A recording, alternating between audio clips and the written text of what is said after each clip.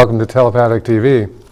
This is television that you watch with your third eye, and I'm our Neville Johnston. And I'm Mary Phelan, and our program is about raising our consciousness. And tonight we're going to talk about divine guidance. We all have had it. We have it every day. And it gets drowned out by our fears and our stresses and our guilt and our obligation and our regrets and all the things that pull us out of the moment. And we don't hear. And I really believe that we all live the life of Forrest Gump, that's our natural state, that wherever we are, we just naturally get guided into the next step. And I had a period of 3 weeks one time where I lived, where I was able to pull myself out of those things that occupy your mind. We all have racing thoughts and things that interfere, but I succeeded for 3 weeks just going where my intuition, where my divine guidance led me, because I really do feel we have an inner net, I-N-N-E-R net. I know I've said that for decades, but it used to be a real novelty, but we really do.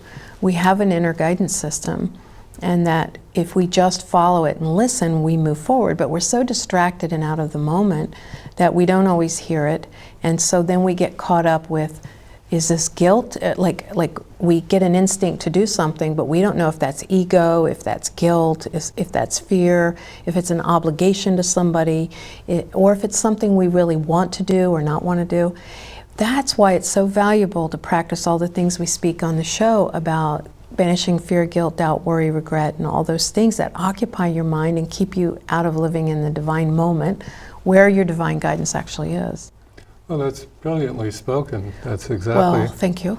Yeah, and it's very important. We have so much to do. This program brings so much. There's the, as you were saying, in living in this divine moment. That's a brilliant way to put it. And things that pull us out of it. And wouldn't it be wonderful if we just had a little dashboard we were looking over as we go through life, and then the there would be indicators, and the guilt would go up and the fear would go up, and you go, oh, I have to steer in a different direction, because but all of that is built in automatically once you let go of this the ego. Yeah, that'd be a good idea. Once you get rid of what's so commonly, appallingly common in our world, is the attachment to outcome. Everything has to be an attachment. I won't be happy unless everything goes this way, and well, guess what? You're not happy. And the more you resist it, the more it, yeah. So to bring the idea of divine guidance, and this is a decision that we do make, and part and parcel of this is we're asking you to please decide to be able to recognize and follow your divine guidance. One of the things too is the world devaluates your guidance. Like so many times, I think when we became human, we were able to misrepresent ourselves. In spirit, you can't. It's just that's who you are and you feel it. But in the physical, we can have body language, we can say words or whatever and misrepresent ourselves like we all do. We all want to be seen in the best light or whatever. Yep. And it's really difficult to step back and hear that guidance, what it really is. Yeah. There's something else I was going to say, and I don't recall it. In the meantime, and if you think of it, but this idea of receiving divine guidance is everywhere, and people have very little ability to recognize it, and that's because of the idea that Man with Two Brains again, which was a brilliant. I'm going to be referencing that in a minute too. Oh, okay. Well, this is the one where he said, "Show me a sign, any sign." That's what I was that was okay. from my. Well, then you go ahead on that one. No, that's just from. I think you've heard me say the psychic development class. I've taught that for years. It's like we hear these things, but we tend to deny them. And there's one scene where he's standing in front, and Kathleen Turner's trying to take advantage of him, take his money. So he goes to the portrait of his dead wife and says, "Please, Catherine," or whatever her name was, "please give me a sign. Should I marry, or is it okay to marry her," or whatever. And you hear this, "No." And he goes, "Come on, any sign." "Okay, I guess it's okay." So then she goes, "No," and the painting's spinning. And he goes, "Just any kind of a sign. I guess it's okay if I marry her." And then it's like pinwheels, sparks flying, it's spinning around. Right. And he goes, okay, I guess I'll go marry her. Yeah, and we're like that. And we do that. We get this guidance and we ignore it because that voice is quiet. You know, many years ago when I was about 19, I was going through a particularly hard time in my life. Yeah. At the time, well, I won't go into that, but it was a tough time in my life, and I was very much into speaking to the divine, and I would actually hear it, and I had these amazing dreams. And there was this one dream that I was walking in this pit. It was huge. It was like 100, I don't know how many feet, 50 feet wide or whatever. And it was made of clay, and I was walking down this spiral, and I could hear this churning down at the bottom. And I heard one voice in one ear. It sounded like a TV evangelist saying, "Come, cleanse yourself." You know, it was really insistent and loud and intense. And then in the other ear, there was this very quiet voice, and it was cool in my ear, and it only spoke occasionally, and it said, "No, climb out." And I just felt something in my soul that said, I have to climb out, I have to do that. And it was such a gravity that was pulling me down. I woke up from my dream 3 or 4 times, and it was still sucking me down. And I felt I had to do it, and I'd wake up, my heart pounding, out of breath. Oh, God. And then I stepped up out of the pit onto the soft grass, and there was a cloud with a face in it, and said, "Congratulations, I'm God." And I just fell to my knees. Oh. It was just so many really Amazing. profound experiences. But what that taught me is how to recognize what my inner guidance really sounds like, because our fear voice is a bully, our guilt voice is very condemning, and it usually just renders us thoughtless, like no idea of consciousness. And our ego voice has another sound. And you can really, after a time, if you're not resisting those voices within you, because we all have fear, we all have guilt, we all have all those things, the shame and everything. Yeah. And if you love yourself enough to say, that voice, I hear you, I am bigger than you, I love you, then you'll start learning the language and the way they make you feel in your body. And then what's left is that quiet voice, no, climb out. And if you focus your attention, as we've said, and you've quoted Drunvalo many thousands of times on the show, thought creates, and where you place your attention grows. You've said that many, many times from him. That the more you concentrate on the guidance voice, the louder that becomes, and the quieter the other ones come. That's very well put. The more you concentrate on it, the more it grows. Well, it's like the birds in the spring. They're very loud, and then after you stop focusing on them, they just fade into the background. Yeah. Those fear voices can too. It's not a matter of shutting them up. It's just a matter of focusing your attention on the guidance. So Go ahead. I'm so sorry, but that thing I was going to say that I forgot is the world beats it out of us. Or I said, like, you go to your boss and can I get a raise? And they say, oh yeah, in a week or something. Because there's that capacity to misrepresent, we stop trusting our instincts, because you have this feeling that something's certain way, and then the world is capable of denying whatever that is, and then we start questioning us. It happens to all of us. Yeah, and I believe in the language we think and speak in. If we were to define divine guidance, instinct would be one of the words that would describe it. And another word that would describe it is when you have gotten to the point where you have an overwhelming knowing about what's going on. Simply, I was told all this stuff,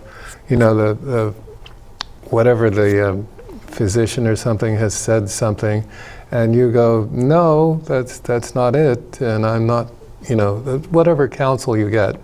No one specifically, but people like to counsel each other, and all they are talking about is what they know. They aren't talking about you. They are talking about... That's true. Yeah. So really, I wouldn't isolate us by saying, well, the only counsel worth listening to is your own counsel. I don't want to do that. What I want to say is that there is the possibility of receiving information from a higher plane and transducing it into your thoughts and your that you can translate it into the reality of your life and know what to do or what not to do in simply by knowing. And if you are going to do something that is against your knowing, there is probably a smaller voice that's saying, don't do it, over here, don't do that. Well, And it's yeah. like getting in touch with your inner truth and what that feels and sounds like, because we have imposters that exist within us. And so if you really get to know what truth feels like in the Psychic Development series, I teach some exercises into how to recognize what truth feels like in your Very body. good. And once you know that, you're always divinely led. If yes. you can recognize truth, I tell you, when you're anything other than your inner truth is just a distraction, and it is loop tapes of voices from your past, and that it really serves well to let them go. Like, for instance, I mean, there have been, I was attempting to think before the show started of many of my thousands of experiences where I had a feeling and then it acted out or whatever. But a story from my youth came to mind that I wanted to let people know. Sometimes that quiet voice, it's not necessarily that's quiet. It can be very loud at times. But what I mean is, it is a presenter of energy, presenter of information. It's never an enforcer of the information, and that's how you Oh, that's know. very good. So when a friend of mine, when I was young, she rarely got to get out, just her family was very restrictive. And she got to hang out, and we were hanging out by the creek, and we were having a great time talking about boys and stuff you do in 7th or 8th grade. And she said, I have to go home. And we all tried to talk her out of it, because it's like, no, you finally get to come out. You don't have to go home. She goes, I just feel like I have to go home. And so she goes home, and something led her to go into her mother's bedroom. And these were very small houses that we had, that we lived in as a child. So the room, back in the days of no queen bed, it was a double bed. It was only about that much room on the side of the bed. She walked straight over there, and her mother there just had a heart attack, and she saved her life. All right. She called the ambulance, and her mother survived and lived many more years. Brilliant. But 5 more minutes, it would have been too late. Yes. And she listened to that guidance. And so if you can recognize the sound of fear and the sound of guidance and be able to tell the difference, you've got everything in the universe in your hands. That's why I really, I haven't taught the Psychic Development series in a long time, but that's one of the things I put it together for. Not to be some just foo-foo thing, oh, I'm just going to go and contact spirit. It's about knowing how truth shows up in your life and in your body. And another thing, just teachings from Drumbalo that seem to have a massive application in this particular concept. He was telling the story that all of the indigenous tribes, all of the native peoples on this planet, 100% of them talk about the idea of the tiny space within your heart. And it's possible to access this and in a very clear meditation based on this guidance. I went through the entrance to the tiny space within my heart. And I found I was greeted by, and this was quite a surprise to me, but I was greeted by my inner child, who is perhaps 6. Did he have a beanie with a propeller? That would be cute. Yeah, and he would, because he likes, and the child does nothing but laugh. And when you are at that age, you do nothing but laugh. So I go, and then there's my inner child, and the inner child is laughing. And Drumbalo had said the inner child is incapable of lying. And so at that time, when all this came together, all these wheels spun together, I had doubted myself to the point that when it's time to ascend, I don't know if it's me or we as a group, there'll be a percent, but whatever that is, the ascension. And I was wondering, how did that work? And so the little child says to me, hey, don't worry. When the time comes, you got it. I'll tell you, no problem. And then I went further, and there was the whole universe. And we all have this. Yeah. And I'm very close to the surface with my feelings, because it's been a long time without feelings. And just things overwhelm me, and I'm Well, I'm glad you found your feelings. Yes, I don't think I ever had them before. I know I didn't have them before, and the whole thing becomes a different world. But we have such greatness, and it's systematically taken away from us. The older you get, the less there is the possibility of the greatness you brought here. And that's what I love about this show, and that's what that our single agenda is to remind people of the greatness that they are, because we've all forgotten. We've all forgotten how great we are, and you can remember it, and 10 minutes will go by, and the coffee kicks in, or the this or the that, and you're out of it again. You could just go in divine guidance. You could just stand there and radiate. You can. I've seen you do it, where you just radiate this grand beauty. Well, I would say... That's all it takes. Yeah, well, that's very true. And yeah. Honestly, I would say congratulations for being able to feel now. Thank you. It's a wonderful thing. It can be a crazy thing at times, but...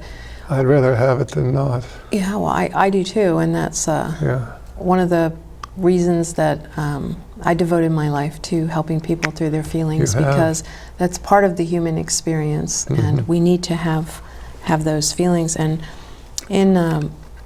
I recorded a meditation. It was actually in the meditation class that I have posted online. It's called Safe Harbor, and it's a meditation that reminds me of what you were saying with Drunvalo, is that you allow, you go into your body and you ask to be shown where that safe harbor is within you. Oh, how excellent. And when I did mine, I just felt like tucked up under my heart and like behind it and in it was this place. And it's such a wonderful exercise to go through. Maybe I'll do it next week when I can get my notes so we're prepared. And maybe, I was going to say. I am going to, I did record it actually for the Meditation Break podcast, but I haven't edited it or created the music to go behind it. But it's so powerful to go into that place, Yeah, your meditation break is an unbelievable thing. I've been listening to them as a regular thing, and the one you did on sleep. Well, the heart healing one, I think, may have been a contributor to the feelings coming up. Because it's designed to loosen and help release. Well, I mean, there's a lot of technique in there to get them to actually shift things in your life. Thank you. You're welcome. I'm glad that you have finally heard them, because I think that they're designed to offer assistance and love. Yeah, and they are on the web, and they are just gratis. And if you wish, you can go. Mary Phelan Meditation Break, we'll pull it up. On iTunes. On iTunes. But you can listen to them on the web. But this thing about divine guidance, it's almost like that's the last voice that people will listen to. Yes, isn't that just the way it is? And you were hitting something there. It's I've had a lot of experience in my life where I felt love was separated from me and things like that. And when you find the love within you, and this is the way, many years ago I had, like we all have breakup things and all that, and I was lying there and I woke up, and how before you start having the awareness of what happened floods in, you're just fine, and then, this. So that taught me, and this was in the early 80s or mid 80s, something like that, that taught me that the feeling I was feeling was not real. Because if I could fall asleep and wake up, and if I'm not remembering it, I could feel fine and then feel bad when I remembered it. What I realized is I had power to cut it off or turn it on. I'm not saying, this it's not like we're all masters and that we can just say, zoop, that's gone, But what I realized is all other people do is give you the inspiration to love yourself. That's why everybody 100% seeks attention and validation from outside all the time. Is what we're looking for is permission to love ourselves. Well, I grant you permission right now. You can love yourself unconditionally. I love you. I'm so happy you're here on the planet. and the world welcomes you. And it doesn't matter what kind of terrible parents you had, it's never too late for a good childhood. It doesn't matter what experiences you've had, you can turn the faucet of love that circulates it through your body. It never belongs to anyone else. And it's that movie that I've cited many times where Nicolas Cage played twins. And one twin was the good twin and the nice one, the other was the evil. The good twin was looking in. They were both looking in the window, and the good twin's girlfriend was kissing some guy, and the evil twin says, "Look what she's doing to you. She's throwing away your love," or something. And he looks, and he has a smile on his face, and he looks at his brother and says, she can't throw my love away because it's right in here. And that was a catalyst with my earlier experience, that I realized that we're never without love. We are responsible for turning the faucet that circulates love through you. And there may be people that inspire you to turn it on, but nobody reaches in and turns it on and off, no matter what it feels like. Free will. Not your boss, not your ex-wife, not your father, no one does. And that's the superpower that we really need to know, is that we can turn on that love and we can rise above any situation and be bigger than it. And we can choose to be bigger than anything. And please make the choice, because the very, very, very truth of the matter is, you are the universe. You're bigger than anything. It looks like we're part of it, but that's just simply illusion. We are the whole thing. The idea that divine guidance, another facet of the concept is that the word faith. Faith is a very interesting word, and it happens to be a synonym for God. If you have faith that whatever that is, it's divinely inspired in order for you to become a better you. And that is the secret behind whatever it is that's happened. It is God. And see, our faith is taken away from us. Really, it is. When you're, the first time you hear no, that's a dramatic thing. Yeah. And then after that, it's a recovery from then on in, and that's all the way basically to the end of your life. You're just attempting to get back that beautiful innocence, and divine guidance is the reinstatement of that beautiful innocence. It really is, because the simplicity of life is, it eludes us, the simplicity. If you simply accept everything that happens, I accept this, without any judgment, just, whatever's, we were talking about diet and the idea that whatever the universe puts in front of you, that's what's perfect. Yeah. You were saying that the other day, I remember. I think it was Almeen that had said that, where somebody asked her, "I thought you were trying to be vegetarian, or you were vegetarian," and she said, "Well, I'm not going to offend someone if they put something in front of me. I'll be grateful for it."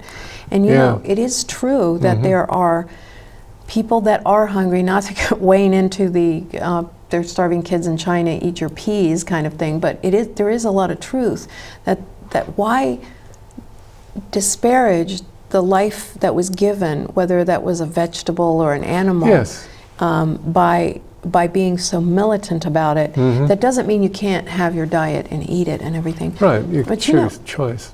The whole divine guidance thing, that's another thing, is your body will tell you. And earlier you were talking about instinct, and I agree, but our body has an instinctual guidance, but then our soul has this divine thing, that this voice, it's just non-insistent, yet it's so much truer than anything else going on in your head, and it's soft, and it's sweet, and it's cool. And that I would just encourage everybody to look for that. And it's that voice. I was telling somebody recently, when we're younger, we drink or do whatever, and then the next day we have a hangover, it's like, oh, and we don't connect the two. And as we grow in wisdom, we start connecting. If I drink this bottle of wine, I'm going to feel horrible and I'm going to throw up and I'm going to feel terrible. And as you gain wisdom from your experiences, you can connect these longer patterns as it goes. And our guidance, like we've all had those times when we were younger. I remember picking up a tray. I was in Geno's at Loman's Plaza back in the days when, you know, Loman's Plaza existed. Early 70s when, Yeah. you know, you would say you're going roller skating and then go hang out with your friends and drink beer or something, you know, that kind of thing. But I got this idea in my mind. I was carrying the tray of drinks, and you know how trays will be kind of warped a little. I heard to set it down, the trays warp, move them to one side, but I didn't listen, and then they went all over the place, and you know, you're embarrassed and all that. And I think those things happen so that you can say, ah, that was the voice. Whereas if I just heard it all along, I may not have recognized it. Very well put, yeah. And the language code for that is the expression, I knew it. Yeah. And so if you hear yourself say, I knew it, then you can perfectly identify a place in which divine guidance was not heard. And even if the event hasn't happened yet, and that little I knew it circuit sets off, then you can recorrect to actually prevent or cause whatever that particular sequence would be. That 3 weeks I was telling you that I lived the life of Forrest Gump, everything just showed up. I just listened. I didn't question it. If it said go over here instead of over there, I didn't sit there and go, oh, I wonder why it's saying that. I just went ahead and did it.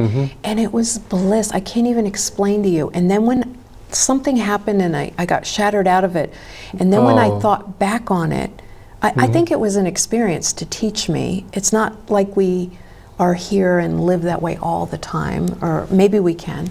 But it was a great teaching time, and it was, I feel that that's the way it will be when we're not in physical anymore. Yes, definitely. Some of us have had firsthand on it. Say, if anyone would like to call with a question, we're live. You may call in and ask whatever it is you might care to ask, and we would be very happy to talk to you about this. And that is the great beauty of this show. As Mary said many times, you, the audience, are our guest. So if any of you would like to weigh in with a question or answer or whatever that might be, or you know, can we make a point any sharper for you? Can we get, you know, just go ahead, give us a call. Well, I was remembering one time when we went for a drive out crystal shopping again, which is quite a common activity that we've done over the years. Anyway, you got to bring the camera, but we were already in the car, and so you didn't go back in to get it. Right. But you heard to do it. And then we went driving the long way, or I always go scenic routes. If you ever ride with me anywhere, it's always the short portal road that's a scenic place. Anyway, we went and we rounded a corner, and there was a miniature pony farm. Oh, yeah. With nursing mothers. So the baby ponies were like this tall, and the mothers are like this. And so it's a miniature pony. And if we had had the camera, I could prove that to you right now. Yeah. Not that it was really all that important, but it was forgotten so that we would understand what that feels like. So rather than beating yourself up when you don't listen to your divine guidance, go ahead and say, that's teaching me to connect the drink with the headache or the hangover. Yeah, absolutely brilliant way to do it. Yeah. So divine guidance and the idea of having faith, the Forrest Gump, the listening to what comes into your head, instead of the noise that's constantly going through our heads. Am I good enough? Did I do this well? Who are these people? Why are they in here? How did they get in here? And just in meditation is a very good way to meditation is also the idea of shutting your brain off, and people, that's a big deal for we humans, and I've been practicing long enough that I can get to the point where I simply say, I accept, I allow, I surrender, I receive. Because once that happens, once you surrender... I release and then I receive, right? No, whatever words, but that's pretty much what runs through my head. Okay. But I agree with release, I really do. And then I receive, And lately I've added to that love. In other words, that's what, another word for divine guidance, since I like to have a lot of words flowing through my alleged mind, another word for divine guidance is love. You know how when you see someone and you just simply know that, and there's no question about it, and some part of you might go, whoa, wait a minute, I've been burned, and this, how is that? So once, that's divine guidance, when you just contact and bang, there it is. Yeah, a lot of people. Another form for it. Yeah. Please. Yeah, that's very true. I would say, and I know you have felt this way too, that when you meet someone for the first time, and a lot of people come to me with you know, saying, I feel like I've known that person before and everything, Yes. and always trust that, because we have all lived before in whatever form that we've lived, and that whether it's that we're somehow synchronizing with a lifetime that has been before. Either way, it's being drawn to us for a reason. Oh yeah. But trust your instincts. I tell you, that is the biggest thing about developing your psychic or your intuitive awareness, is to unlearn everything that your teachers, your parents, churches have told us. And I'm not saying that that was all bad, because we really aren't all at the state of consciousness to handle that. I know that when we're at lower frequencies, you probably don't want to step in there, so I understand why the churches withheld information for a time, is because of that. Yeah, that struck me very funny. Let's open the school of unlearning, okay? Yeah. Do we have anybody that would like to come?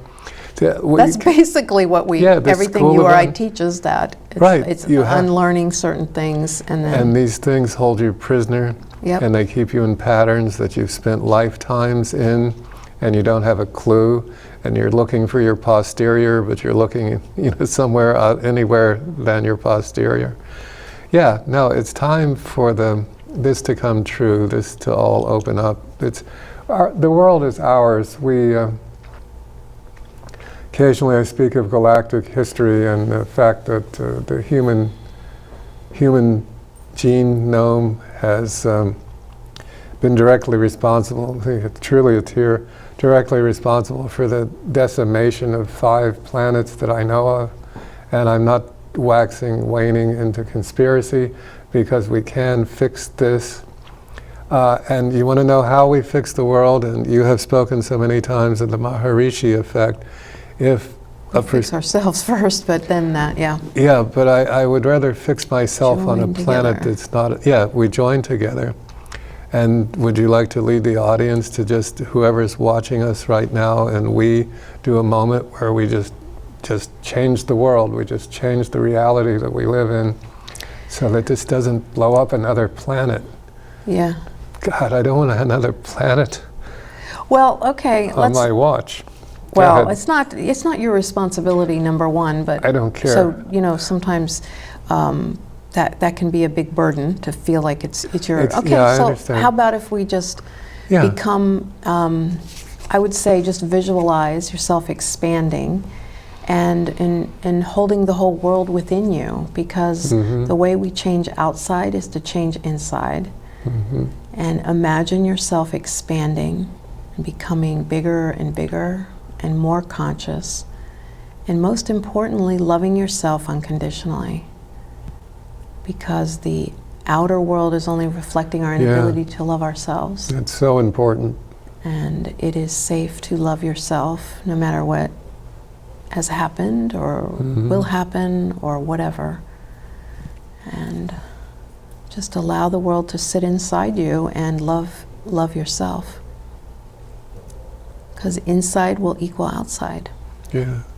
And picture such a beautiful world.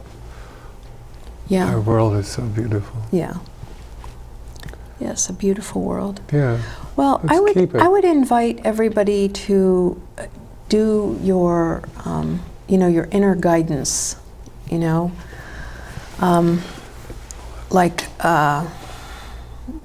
just try to get, or not try, but get in touch with that voice. Yes. What does that sound like? And one thing that can be helpful is if you say your name out loud right now. Oh.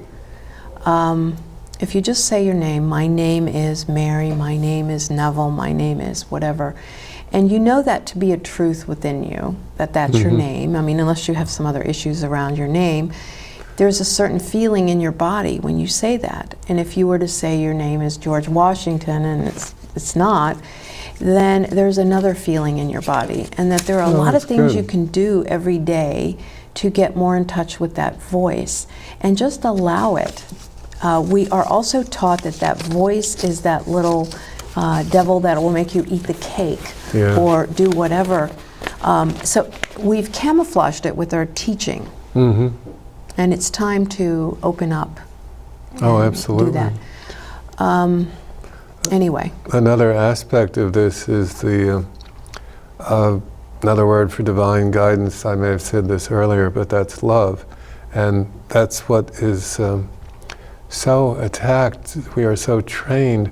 As a small child, you unconditionally love. There is nothing else. There is no measurement. There is only this, the beauty of the child is this love, and taken away from us. And so if we can reinstate the love of everything, no matter what it is, and we're trained to spot things and think them into not being love. But that is the, Yeah. Okay.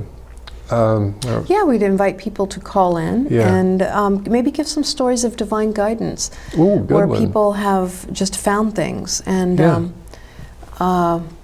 they can come in many forms. Like this maybe not a real inspirational example, but it's something that came up recently because I was in that same neighborhood.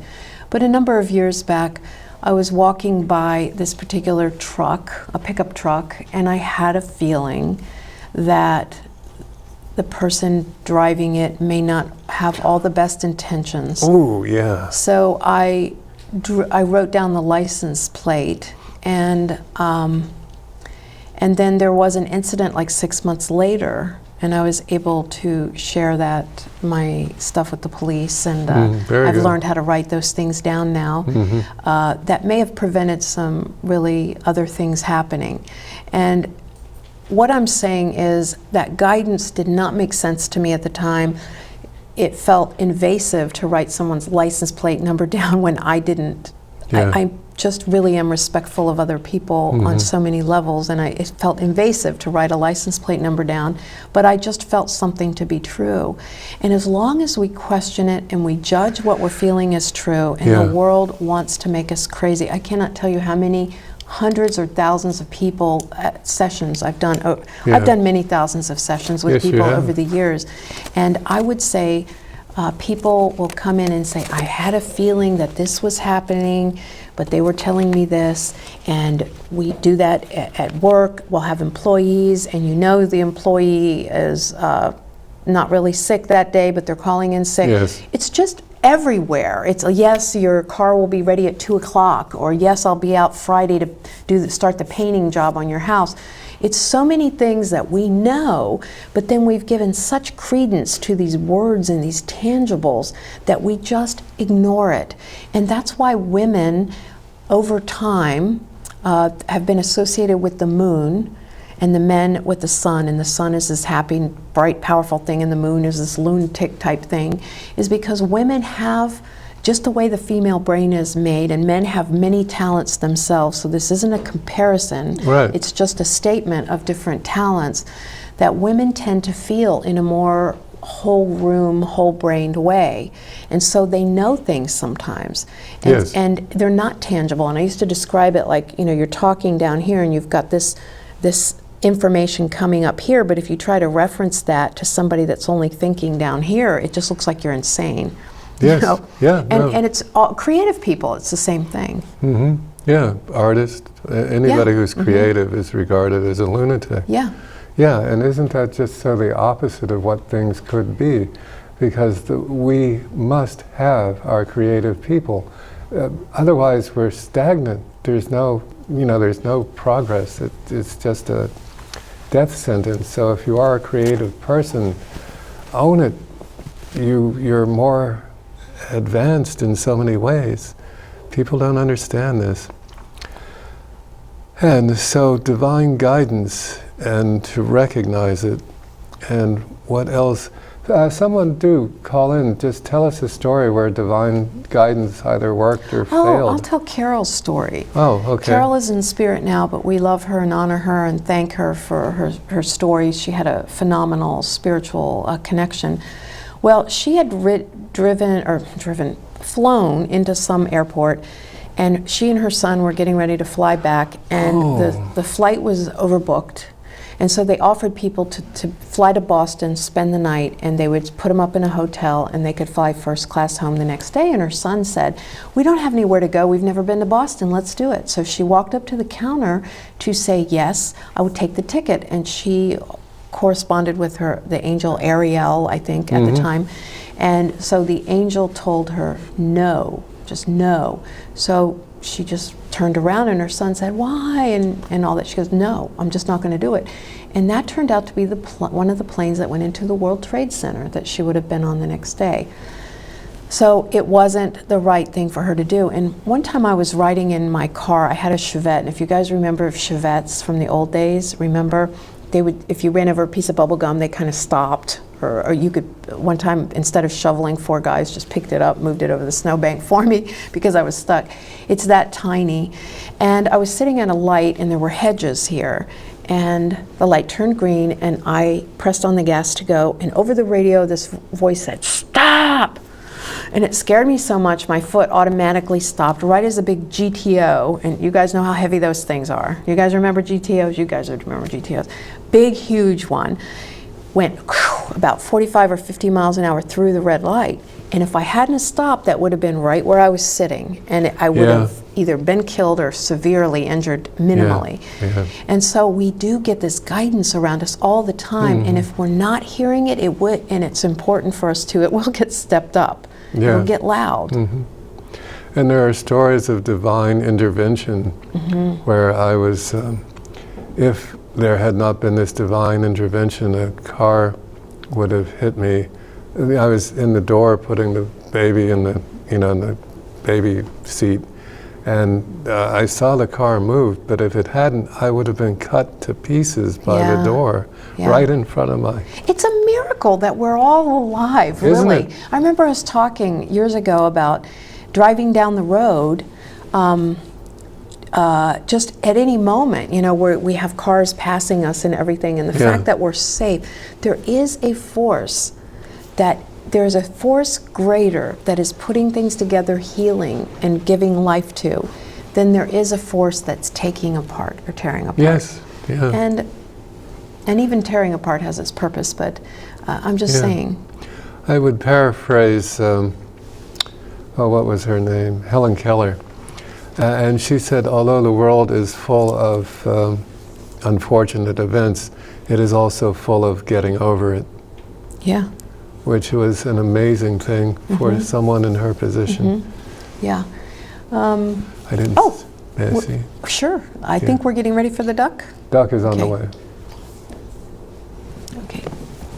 Let our credit thing go up. Do, do, do, do. Okay, here we go. I see. I didn't mean... Yeah, it's just uncomfortable. Alrighty. Looks like the duck had a good time. You are finding your spiritual family. Open up to them and share your story. You're very gifted, intuitive. It's time to open up to trust. It's great. Good advice for everybody. Yeah, these are your magical message cards. They're really good. There are 97 different messages, like if you have a party, for people to draw. Anyway, they're there. And this would be the time, if you wish to have a reading, you could call in. Or if you have a question for Neville instead, that's fine too. Neville just tends not to choose to do readings at this time, and I do. That's the only reason. It's not any other reason than that. Different so style. you're welcome to call and ask Neville a message or a reading, or not a reading, but a advice. Yeah, what intuition you get. Yeah. Okay. Well. However it works. Yeah. So I believe we have a call. Hi, caller. What's your name, please? Hi, my name is Lana. Lana, what can we do for you?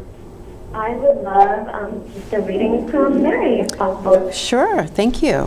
Thank you so much. Thank you. Let's see what we get. All right, the first card is moment to moment. The person on the card is really just happily, gently walking through life, looking at the goal instead of focusing so much on where they're stepping. And I think that is such powerful advice, to see what it is, to visualize and not worry about how to get there. I said years ago that, I got confused about let go and let God and you create your reality. They seem to be at odds. So the way I put them together in one place is your job to say what and the universe's job to say how. The what is you creating, the how is you letting go and allowing it to happen. So I feel like that's a good message right now, is not to get caught up in the details of the how, but just the what. And then the experiencing card, this woman is in a state of mindfulness and meditating and allowing all these things to come in. And it's important if you can go on a retreat or something, just to experience what you're going through, just this phase in your life, because I think there's so much to be had. It's almost like if I look at your life, like a span of time before and after this moment, there's just so many jewels right now, maybe nuggets of wisdom, and sometimes they come in the form of a separation of some sort, so that you can really see who you are. And it's talking about now is the time to pick those up and convert them to wisdom. And the rainbow tears of passion will release any stuckness in your life. And so sometimes just looking at the emotional content of it will help it to flow. But it feels like there's a lot of really exciting things, just digging for them right now. So thank you. Hi, caller. What's your name, please? Hi. I have a question about. I'm very new to the whole topic. Okay. I would like to know what is an empath, and how would you know if you have that ability, and what would you do with it? How would you develop it? Well, that's a good thing. Yeah. I teach a number of classes. I know Neville does too. Well, an empath, usually, I have some differing ideas, but the common thing is that you tend to feel other people's feelings, and Yes. so you probably will have been caught, oh, you're too sensitive your whole life, or what's wrong with you? You're just emotional and all that. And frankly, I think we're designed to experience emotion as flash paper. And just be done with it instead of burying it. And Yeah. so then what happens is we feel things that are so large, we start feeling in other people's, let's say, territory as well. And especially if we grow up where we're having to sense things in the environment because it wasn't safe or whatever. Mm-hmm. And I would say developing empath, to me, really developing as an empath would be to learn to have boundaries of only not taking responsibility for the feelings of others is a big one. Yeah. But what would you like to say? Empath, and truly you have defined it, it is the ability to know things not through normal channels, although they are normal for us. Well, it's also feeling what other people are feeling. Yeah, and that's, when you're living only in the brain, which is the society that we live in, and nothing of the heart, if you get to the point where you start to open your heart, that you can actually feel other people, and that's an unbelievable talent. And to be so clear, to be able to actually feel other people is divine. Yeah, it is. And I've been, I'm certainly not overly emotional now. I have my moments like everyone. But when I was younger, I had very powerful emotions, and everyone tried to make me feel like there was something wrong with it. Yes. But my inner guidance said, no, I think I'm doing it the right way. I think when somebody hits me in the leg and I go, ouch, then it's done. When someone hits you in the leg, you don't say anything, and then you passive aggressively try to take their job from them or something like that. Yeah. It's the emotion is designed to move through. It is, and so I would say that you being an empath is a wonderful thing. It's a wonderful thing, and it's an ascended thing, no matter what anybody might lead you to believe. And with I find that I absolutely hate crowd. I can't. It Crowds. makes me crazy. Oh yeah, That would Well, be, and that's something that you can learn to put the boundaries up. What were you going to say? well, that's quite natural to be abhorrent to be in a crowd because of all the creepiness that's flying around in such a thing as a crowd. And if you're sensitive to it, it's like, oh God, please get me out of here. Yeah.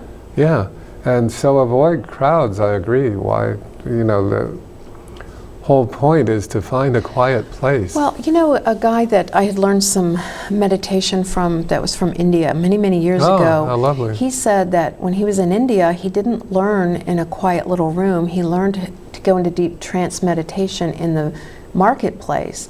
And so I think that could, I get what you're saying. I really don't like crowds. I never have liked crowds. That's why I always take the scenic back ways to everything. But I also know that it can be a great teaching opportunity for you to go there and say, I'm going to not, like, I know that guy's angry over there, he's giving me a dirty look, and you know how you're aware of everything going on. It's an opportunity to distance yourself. I worked in restaurants for many years, and I couldn't go into a restaurant without saying, oh my God, they're not bussing that table, there's 5 people waiting to be seated, get the order. And it took me a while to say, that's not my job here. And I think people that are empathetic, particularly if they were the scapegoat in their family, it's hard to say it's not my job. And there's another very important aspect to this, which is the perfection of your allowing. Once you can get to the point that you just allow the crowd, then it doesn't have the authority over you. Yeah, that would be good. Yeah, Like and find the that's, silence within or whatever. yeah, and you accept it and you surrender to it, and then it has no ability to harm. It just is. Yeah, and if you hold it within. But thank you for the great call. That was wonderful. Yeah, it was excellent. Yes, please call back sometime. Yeah. Excellent. Okay. And we have our next caller. Hi, what's your name, please? Hi, my name is Nanny. Nanny, what can we Hey. do for you? I had a question. I'm starting a new job, and I wanted to know what you guys could tell me about that. Also, I love your colors, by the way. Oh, thank you. Yeah, Thank you. thank you very Yeah, much. Neville's very brightly lit, They're usually. beautiful. Thank you. Yeah, truly. Okay, so let's see what we have about the job. Okay, the first card, stress. So you haven't started it yet, right? I don't know if she's still on.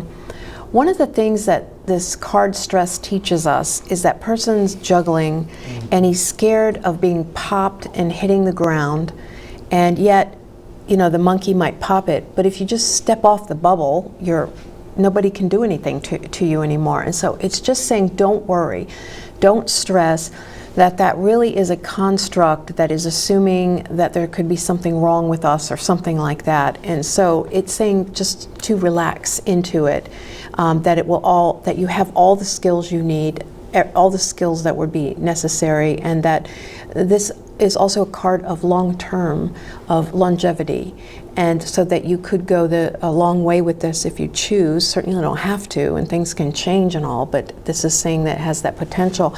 And I think that there's a great deal of respect awaiting you in this new position. Now, this is an interesting card, which sometimes means starting your own business or being a consultant or something. So there may be opportunities for you to move into a place where you have more freedom, or creative freedom at least. So Yeah. thank you. We have a few minutes left. Go Do we ahead. have another? Okay. So we will be at Ruby Tuesdays shortly in Fairfax Circle. If you're out and about and would like to come, you can see us in person. I don't know who else we would be, but sometimes it seems like we're not. And what else has been going on? We have the Serpent Mound coming up. And that's a very important, sacred, and holy event. And there is, we could talk for hours about it, but if this is something that you're interested in, there's information on the website about it. What else in particular would we? We want to thank everybody who called in, and we love your calls. It's a very important part of the show because it lets us get feedback. And it lets us understand what's going on in the world beyond what we can see. And the audience is just such a gift. It is Yeah. greatly appreciated. And you're very important to us. Is there What else have we? No, I Yeah. think that's all there is, but I would invite people to come be in the audience. You can Mm-hmm. come any Thursday. Oh, just email telepathictv@yahoo.com just to make sure we're having a show, because the studio does close occasionally for various reasons, or there are other things, so that you don't make a trip down uselessly, but we would love to have you. It's always a fun time. Yeah, no, we're a good time. Come on. Come have a good A time. cheap It's date, what life as Neville is. says. Yeah, I've always described the show as a cheap date because there's no charge to come and be in the audience. Nothing like that. And maybe if we charge, there'll be more people. That's Okay, a it'll joke. be but 50. No, I'm Yeah. just. Yeah, no, if we sold 50 tickets, we're not pennies. allowed to sell through this venue. And as you noticed, there's no Anyway, come be in the audience. Oh, there's yeah. no what? charge on anything we do here. This is